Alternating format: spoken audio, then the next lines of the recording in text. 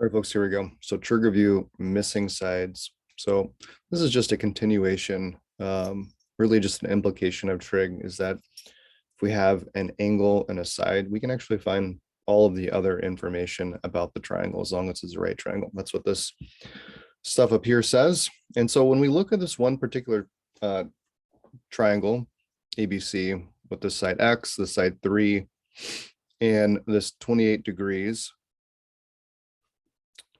we might try by asking these two questions. What do we know and what do we want to find? You can see that X is right there. That's what we want to find. Then the 3 and the 28 are what we know. So how do I now make sense of that?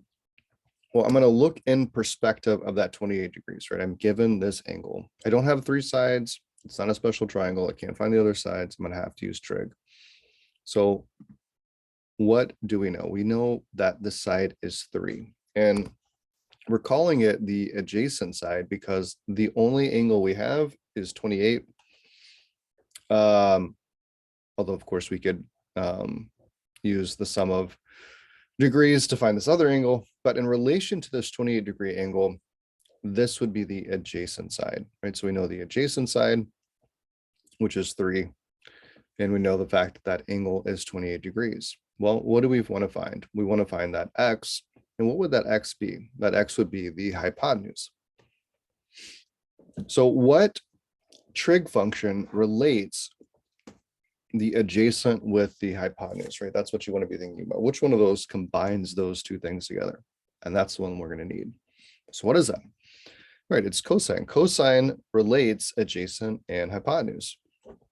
So we're just going to plug in everything here. So what is the angle? The angle is 28. What is the adjacent side? The adjacent side is 3. What is the hypotenuse? We don't know. And so we're going to get cosine of 28 is 3 over x. Now we're going to solve. Keep in mind, if I had something like this, if I had something that said 4 equals 3 divided by x, what would I do? I would multiply both sides by x, and I would divide both sides by 4. My x's would cancel, my 4's would cancel, and I would get x equals 3 over 4. That's what we're going to do. It's the same idea in order to solve for x, because that's what we're going to need to do. It's just a little classic, classic algebra. So we're going to multiply both sides by x. Those are going to cancel. And now we're going to divide both sides by this cosine of 28 to get this x by itself. So that gives us x equals 3 divided by the cosine of 28 degrees.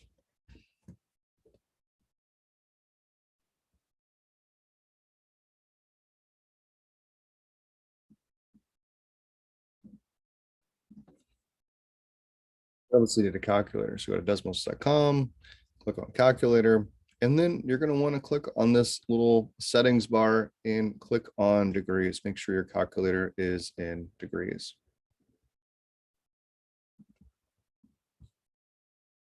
We're just going to type in this 3 divided by cosine of 28, and that'll give us that missing side x. We're going to type that into Desmos. You can literally just type it in like this. It's as simple as that. 3 divided by cosine of 28. So go ahead and do that. And then what did you get? You got that. And so let's go ahead and put that back into the problem.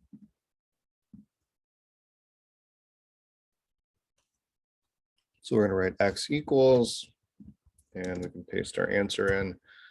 And let's go ahead and round this 3.39. That's basically 3.4. And so if one side is 3, this adjacent side is 3, then the hypotenuse we found is basically about 3.4. Yep, that's it. So think about what do we do and go ahead and be able to explain that back to me. All right, let's move on to the next problem now. So number 2, we see what do we know, what do we want to find, and you're given another triangle. Go ahead and get that, take some time to get that written down. And now let's go ahead and work through it. So what do we know in this example? Again, we're given this angle. So we know this 47 degrees. What else do we know? We know we're given this long side. We know 9. What is that called? It's called the hypotenuse, right? When it's the longer side. And we're trying to find x. And what is x? X is the side that's adjacent. So again, what relates the hypotenuse to the adjacent? How are we going to find this? Well,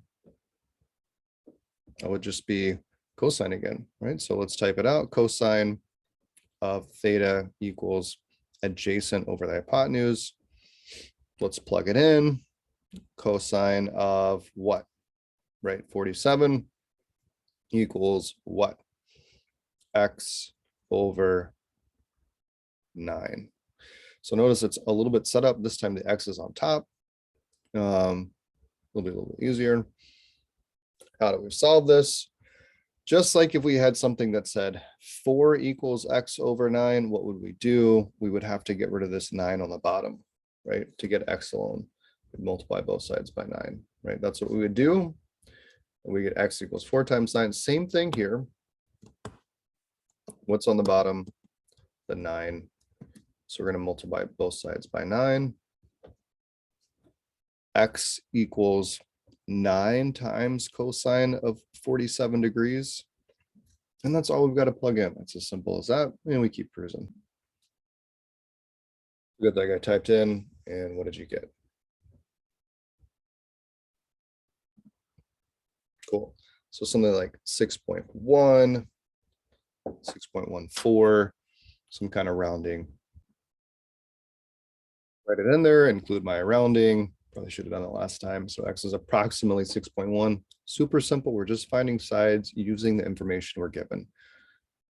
We're choosing the trig function, sine, cosine, tangent, or we could even use secant, cosecant, cotangent based on the information we're given and the ratios that they are, right? They relate an angle and 2 sides. That's what all of these do. That's what we're using. Here's the last of these lesson problems. What do we know? What do we want to find? And you can see there's an X, a 7, a 57 degrees. Get that filled out and go all the way to finding the answer so that you can compare yourself to what I get. All right, so get that down, copy it, and do that work. Super quick check-in, right? We know 57 degrees. We know that 7 is the opposite sign, and we want to find the hypotenuse. Keep going. Right, and then we how to solve, right? So we plugged in that sine obviously is the trig function that relates opposite and hypotenuse. We plugged in the information 757. We solved for X. We found that X is 7 over sine of 57. We found that that is 8.3.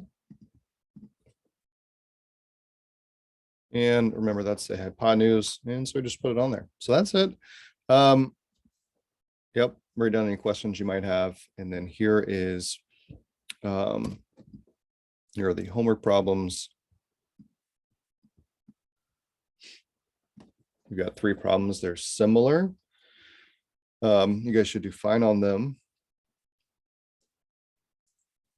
And notice that number 1 is the same, except for this time you're finding this side, right? The opposite side. So if you're given the adjacent and you want to find the opposite, you've got to think about what relates adjacent and opposite. Yep, and that should be tangent, right? All right, so yep, knock those out. Cool. And we'll keep cruising.